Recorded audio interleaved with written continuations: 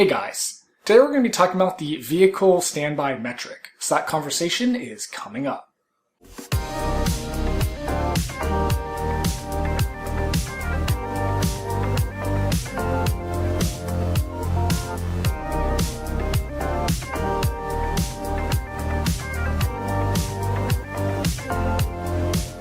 So maybe you've taken a look at the energy graph recently and you see all the different metrics and you see this vehicle standby metric and are wondering what is that? All the other buckets are pretty self-explanatory and this one is sort of vague.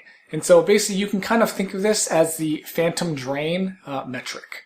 And then of course to keep the car functioning and having all the systems run and stuff, aka phantom drain, that'll be recorded here as well. So if you're seeing a lot of drain and you have Sentry mode and cabin overheat off, then what could it be? The other usage here that isn't mentioned very often is there is a fan that basically keeps the HV, the high voltage battery, at an operating temperature so it doesn't degrade.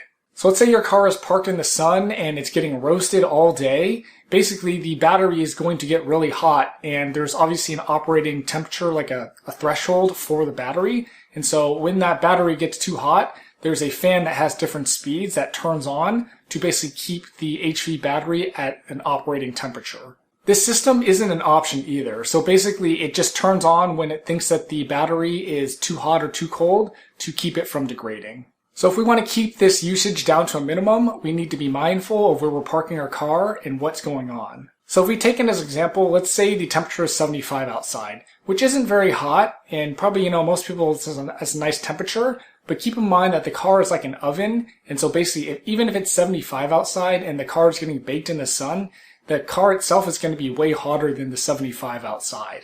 So even if it's 75, if you can find some shade, you definitely want to park under a tree or something, or if you have sunshades, definitely put those up to help reflect the sun from the car. These fans can even turn on if the car is parked in the garage, so keep that in mind as well. Just because your car is in the garage and it's not parked directly in the sun, the house still gets hot as well, so if it thinks it's too hot in there, the fans will turn on in your garage as well. So if you're able to keep your garage a little bit cooler, that'll help your car out as well.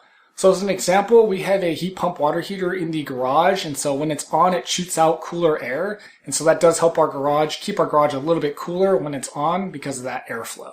One other problem I have heard, which may not be relevant, but it's still possible, is there could be a bug in your software where basically the car is being prevented from sleeping, and basically when that happens, it's going to be on all the time and it's going to drain energy that way.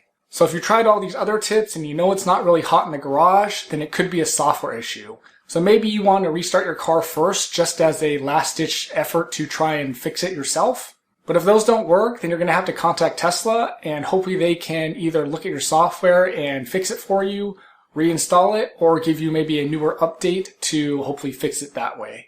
So hopefully that helped you understand what the vehicle standby bucket is in the energy graph. If you have any questions, let me know below, and thanks for watching.